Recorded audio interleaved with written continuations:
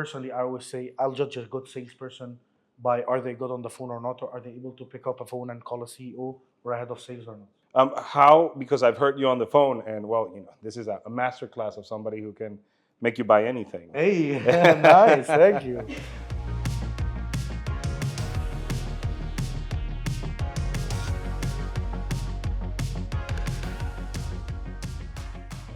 Welcome back to SomeBlock, the series where we talk everything sales, prospecting, and what best to do during the slower and sunnier summer months. My name is Jason Meyer, and today we're joined by Mo. Hey, hello, Mo. Very happy to be here. Thanks for having me, Jason. No, I'm very glad to have you here in our tropical fantasy in the fourth floor of our office building. Oh, yes, it's an island in the middle of an office. Nothing more beautiful. Exactly. Well, thank you so much for dressing for the occasion and for wearing your formal yellow glasses. Right, so formal. So Mo, so tell us a bit more about your role as an AE in Cognism and what led you to this role. So I'm an account executive at Cognism, and what that basically entails is that I'm sort of like a Sherpa for our prospects who are evaluating the different data tools that they can use to solve their business issues. These business issues can vary, right? It can be issues with the prospecting that the teams are doing and having the right data sets. It can be with enrichment. It can be with business intelligence challenges in general. So my role is to really guide them, be the Sherpa around all these subjects from A to Z, help them as well evaluate if we're the right data provider. Well, that sounds awesome. I mean, excuse me for maybe not knowing, but what is a Sherpa? Ooh, a Sherpa. So this is a word that comes from the Himalayas. Mm. So these are basically the people that are going to guide you through the mountains. So I look at it sort of the same way. Mm-hmm. I'm guiding our amazing prospects into the different solutions that Cognism can bring to them, and that's a lot of fun on the day-to-day actions. To reach the hill of revenue. Oh, you hit it hard. That's nice. Yeah. And maybe on the second question of how did I end up getting into sales? Because I think this is a fun story. So I actually had a father who was a doctor who ended up becoming a salesperson himself, then a VP sales and a sales trainer. And so since the age of 10, I've been getting trained on quotas and on selling and on delivering value at the end of the day. And so when I was out of uni, I knew from the get-go the price as well that it's going to take on my mental health to be an account executive, but also the fun that it can be. And I've been having so much fun so far, so happy to be. Well, and we are very glad that you're here with us. Mo, so before we dive into the main subject of our series here, of our podcast, of the common sales blockers that sales reps face during summer periods, what are more of like the normal or the general blockers that, or objections, how you guys call it, that you face generally in the industry? Challenges can be one of two. The first one I would say is a challenge of I am not educated enough about data providers. Maybe I don't even use a data provider at all. My teams are having challenges at a certain scale now around not having this data, but I don't know how to lead the subject.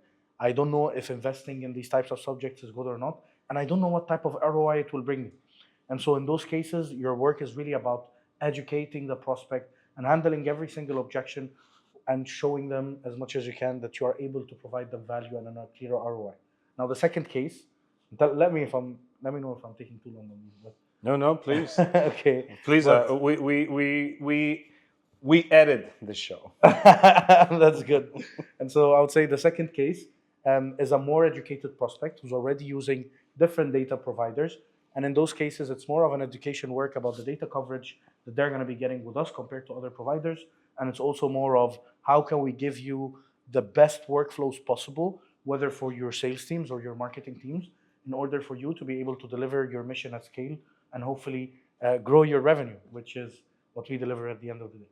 Do you think that these, let's say, objections or blockers that you faced on your day-to-day in the summer, are they the same? Are they heightened? Or are there new challenges that other sales reps can expect? So I think it's going to depend on the context and on the different markets as well. So for example, if you're working in the Nordics, you're off in July. Nothing is going to happen in July, that's for sure. If you're working on countries like France, for example, nothing is happening in August. So are these objections kind of heightened and become bigger trouble?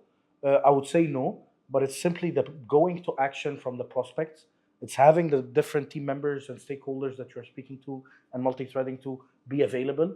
This is where you get the challenge. And so getting the signatures is pretty hard, and getting the meetings is pretty hard. And this is where you need to be a bit inventive. Can you share with me, let's say, an experience or let's say a successful outcome that you had during a summer period, or by being, to quote you, inventive? Yeah, I think you'll end up doing both. But I have a fun story that I was telling actually to our SDRs of me when I was an SDR around 2 years ago, 2.5 years ago, where basically it was the month of August. I start the month, I have 0 meetings booked, I have no one that's answering me. And there I had to completely diverse my strategy. So, first of all, what I did is that I used our great data tool in order to find as many leads as possible that match my ICP. And I did that not only that are matching my ICP in the role, but also by location. So I started looking at the different locations where there's not a lot of holidays, or at least there's a minimum. And then I started throwing, honestly, a bunch of emails to those people, and I was dialing all day. And so what ended up happening is that I ended up actually overachieving my quota by 150%, simply by finding a repeatable and scalable manner to prospect my prospects, whether by phone or by email. And the second thing, which I think was the most important and that helped me there, was being able to find the prospects that are actually working during these times. Just to build upon something that you mentioned, Yeah. so you have experience, previous experience working as an SDR, and now you work as an AE. Yeah. And you also mentioned sending a lot of emails and then dialing a lot. So, which medium is more important for which role and why? I think the only medium that will ever be important for me personally, but this is all about our styles as well, is going to be the phone. I'm on the phone all day. If I show you right now my call logs, I've already done probably like 20 calls for my end of quarter. I think phone is the most relevant and is the most action-oriented thing you can do. And actually, personally, I always say I'll judge a good salesperson by are they good on the phone or not, or are they able to pick up a phone and call a CEO or a head of sales or not. How, because I've heard you on the phone, and well, this is a masterclass of somebody who can make you buy anything. Hey, nice, thank you. But Thank you. so were you innately, let's say, confident to speak, or was it something that you build upon with your years of experience? I think anybody who's actually going to look at you and tell you that they were born like this and that they're able to have these conversations with top level executives and bring in value naturally are simply lying. The reality is, what we do at sales is a craft, and you simply need to work on your craft. So, what I basically did in my first SDR experience, I think that helped me a lot as well. I was at a company called Euronext, which is the stock market exchange, and my job was to prospect the CFOs of the largest publicly listed companies in France. And I was 21, zero confidence in the ability to speak to those people. And so I armed myself with 3 things, I would say. The first thing is I highly developed my business knowledge. So, for example, at the time, I used to geek out on the company annual revenue reports before calling the CFO. Because then when I'm calling the CFO, I can literally drag and mention items from their annual report, and the level of respect they give you is completely different. Then I became a specialist in the subject that I was selling about as well. And I knew that whatever kind of objection I will be getting, I know exactly why I'm calling this company at this moment. And this is so important, right? When you make the prospect feel super special and that you're not calling them simply because you're dialing on the phone the 100th dial, even though that might be the case, then the rapport as well becomes completely different. And then the last item is going to be tonality and smile. If I'm dialing the phone, I want a big smile and I'm very, very happy in my tone, but also very confident. I'm not calling you as someone who's begging you for something. I'm calling you as a peer. And actually, this is something that I speak about with my SDR all the time. Okay, well, that's great. I like that. I'm calling you as a peer, not as a... Completely. Yeah. As a peer, not as a beggar. As a peer, not as a beggar. Yes. At Okay. the end of the day, especially at a company like Cognism or whatever company it can be, you are calling these people to solve their business problems and to help them generate an ROI in a certain way, whether it's lowering costs in a certain way, increasing revenue, or mitigating risk, which are the 3 main reasons why someone buys. And so I don't see a reason why, when I'm calling someone, I wouldn't add value and they wouldn't be happy with the value. The moment where things go sour for an SDR or an AE and they get frustrated is when they are not calling people and adding value, and then people feel that bad tonality completely from them, and then sees them as a beggar. And at the end of the day, who wants to answer the phone for a beggar who's dialing them for the 100th time? It just doesn't work. Definitely not me. What techniques or tools do you recommend people can use to kind of like immerse themselves in their prospects, let's say business? So basically on Cognism, one of my favorite filters, and this is genuine, I actually use it all the time, is a filter for hiring. And so with Cognism, you're able to filter the companies that are currently hiring for certain and specific roles. So what I do in that case is, because of course I'm always looking for a repeatable, scalable model that I'm trying to act upon. So what I do is that I actually do it the opposite way. So I'm filtering companies that are hiring SDRs and account executives currently within my territory. And then I'm contacting those companies knowing that I know that they are hiring for these roles, and whoever says they are hiring, then hopefully they're going to need data for the people they are hiring as well in order to ensure that they are successful at their job. How do you leverage tools and technologies like Casper and Cognism to streamline your sales process and, like, let's say, achieve your goals? Call it cherry on the cake is going to be the intent part. So you're basically able to, on Cognism, to find if a company is looking up different subjects. So I'm trying to look up if they're looking subjects about sales before contacting them as well. And again, this is all, you see how I look at it, Jason, is that I'm basically building a whole book of intelligence on a business before approaching them. So when I'm approaching them, their experience is as customized as possible, and we're delivering the right points and value points to them. And so it becomes much more fun when you're generating all this information from everywhere, and having the right tool stack is so important for that. No, that sounds great, Mo. I wanted to touch upon another point that you just made. Talked about the Cognism feature of intent data. I think that a lot of people, even quite frankly myself, I'm not even completely 100% knowledgeable about what intent data is and what value it can bring. So can you just expand a bit more about what that is? Of course. So intent data is basically us partnering up with Bombora, who are a great partner and the best in class when it comes to this subject, where basically we will follow the different topics that are being researched by the employees of different companies all over the world. And so that allows us to put in our tool, for example, let's say I'm selling Cognism, so let's call it contact data or contact data for sales team.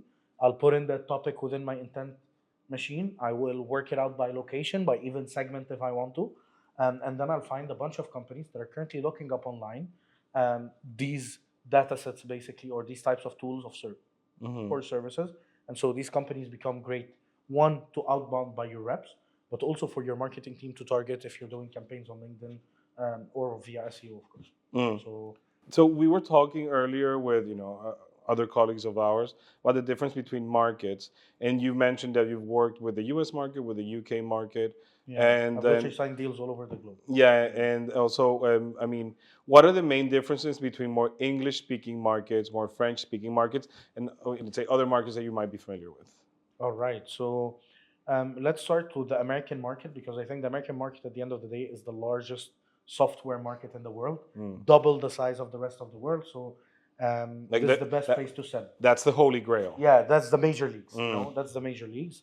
I would say selling in the US is a lot of fun because, one, people are extremely decisive, and people have the notion as well of investing in different tools and putting sort of putting the money on the table in order to get results as fast as they can. I would say where it can be challenging sometimes is that it's a bit harder to develop genuine relationships with people because people are covering up.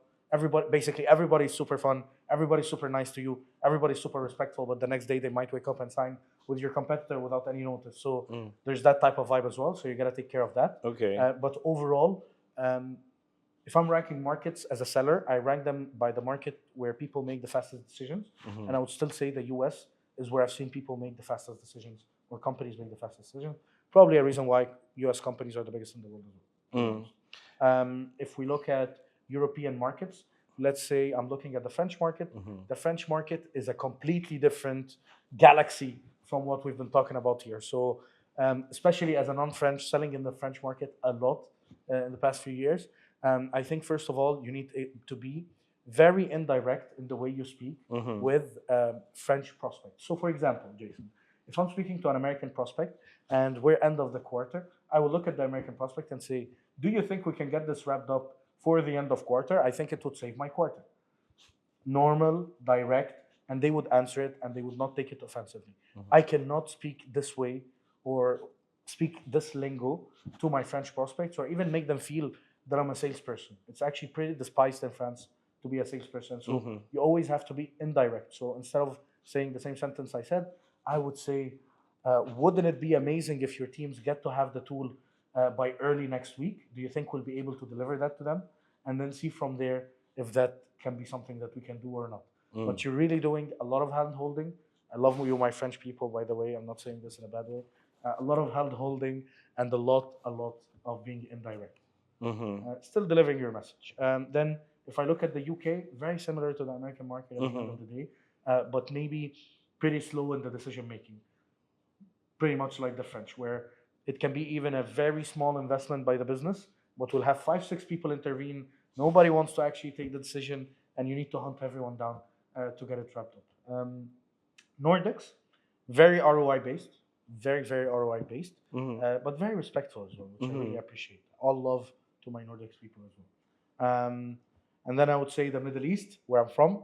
I think it's a pretty fun area to sell in because not only are people direct, people are very welcoming actually of evaluating different providers and different businesses. And so this means that they'll be very happy to host you for a coffee, or they'll be very happy to have dinner with you. And even in the language that they're speaking with you on a day-to-day as a salesperson, it can be great. Where it's going to be challenging there, where I mean this challenge in Europe a lot as well, is going to be on pricing negotiations.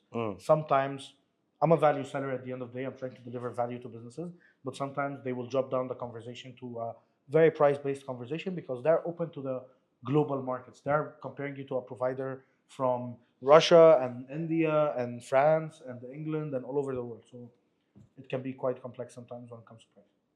So Mo, Jason. So Mo, I started to work in Casper actually after working in marketing for a long time. I said, okay, let me try sales for a while.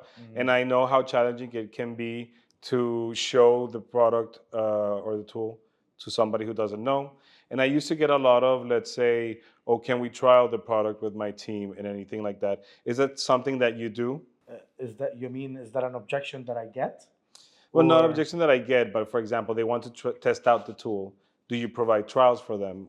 How do you go about it? Yeah, so it's always a give and take relationship, right? So at the end of the day, I need to understand from you, why is this trial even interesting for you before throwing the tool in your hands. I'm not going to throw the tool in your hands without knowing what are your goals you're trying to achieve here and what are you actually trying to evaluate.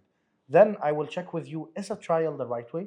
Maybe an enrichment test is the right way for you to actually trial a product like Cognism. Maybe you don't need the whole sales team on the trial. And then let's say we agreed on doing a trial, thankfully, and you'll get access to the amazing data of Cognism. Then it needs to be a back and forth as well. For example, do you have the right success criteria for the trial in place? What would be our next steps if this trial is successful? What would it look like for this trial to be successful? And this is where I mentioned the success metrics. So I think to me, I will just put it in very big success metrics if I'm giving anyone and someone. Now that you mentioned success, how do you measure success, let's say, in a trial? I always like to judge our trials on the number of meetings booked. And so let's say, for example, last week your team was booking 10 meetings without Cognism.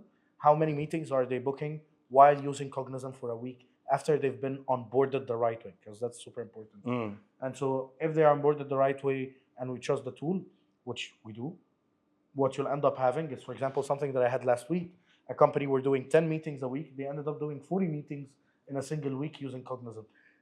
Following up on connect rates there, not important. We know that with a certain number of meetings that we are booking, with a certain closing rate that we have, this is going to generate us more revenues in the future. So it becomes a quite an easy ROI-based conversation there. Okay, yeah, well, I mean, definitely makes sense. Yeah. You know, the more meetings you book, the more revenue you potentially make. So Mo, As long as you got the good closing rate and the good closers. What makes a good AE? What I can tell you is what are the characteristics, what are the things that they are doing that for sure any AE that you see on top of a leaderboard is actually doing. The first one is extreme focus on challenging the prospects whenever they need to, and on continuously knowing what's happening with their pipeline and continuously being in control of that pipeline as much as they can. Two, which again, I was literally speaking about the Sumayya's yours earlier today, reactivity to the prospect. Just finished our meeting, let's follow up. Need to do a phone call with them, call them and add some value on the phone call. Don't only call them and say, oh, did you get the time to discuss with your manager? Hey, by the way, I discovered that we have this feature that might be useful for you, or we have this customer that I'm going to connect you with who, for example, is doing a similar workflow to yours. By the way, did you get the time to speak to your manager? So I think that's another characteristic that's going to be super important. I would say grit. There's no high-performing AE that I've ever known who does not have grit. And I would say another characteristic of all the great AEs I've seen is that they don't invest themselves emotionally in the close-loss deals. I think that we come to the segment of our program that we're calling The Call. Hello? Hello, Jason. How are you doing? This is Mohamed Ghobara from Cognism speaking. How's Who? your week going? I heard you're going on holiday. Who? This is Mohamed Ghobara from Cognism. Hey, Mo, long time no speak. How are you? I'm all good. It's been a couple of weeks. We haven't spoken. Yeah. I heard you're getting ready to go on holiday. Yeah, Where are you headed? definitely. Oh, Italy. Italy. That's Yeah. nice. All right. Yeah. That's Right, where I somebody's like to gonna spend. be- That's where I like to spend my summers. all right. Bellissimo. That's amazing. That's amazing. It's well deserved as well. It's been a year of grind for you, I bet. So Yeah. happy to hear that. So I was just giving you a quick call because I was just speaking with Thomas, your head of sales, and the results that we've had from the trial with Cognism have been mind blowing. So, for example, your teams are booking triple the amount of meetings that they were able to book before having a tool like Cognism. Triple. Triple. How do you know this information, Mo? Well, I was just on the phone with Thomas. Okay, so what do I need to do? Well, it's first of all, it's exciting news. That means that there's so much potential for revenue growth for Jason Co. That must be so exciting for you. But how long did my team trial the product Your itself? team trialed the product for a couple of weeks. A couple? Actually. Yeah. A couple of weeks? Yeah. And what about that little discount we talked about? Well, I didn't even mention the pricing yet. You Ah. already have the DocuSign out for signature in your email if you check it right now. I've negotiated the pricing with Thomas, who's a great negotiator. You're so lucky to have him as a head of sales. And the question that I was calling you to ask is, do you think we'd be able to wrap this up before you go off? At the end of the day, I'll tell you, Jason, you can sign it after as well. But this means that you're slowing down your teams on maybe the ability to book 3 times the meeting. So I just want to see if we can wrap this up. You can check the DocuSign, of course, now and tell me if the price is good for you, and then we can get it done. And it's no way that you can wait till after the summer to see, or it doesn't need to be now? Look, I definitely can wait for after the summer, Jason. This is completely your choice. Okay. But this means as well that your teams are not going to be able to book the same amount of meetings that they were booking with Cognism between now and the end of the summer. Already with the lowness of the summer, I think that can be a risky business move. But again, ball fully in your court. Okay, let me tell you what. I'll look over at the document.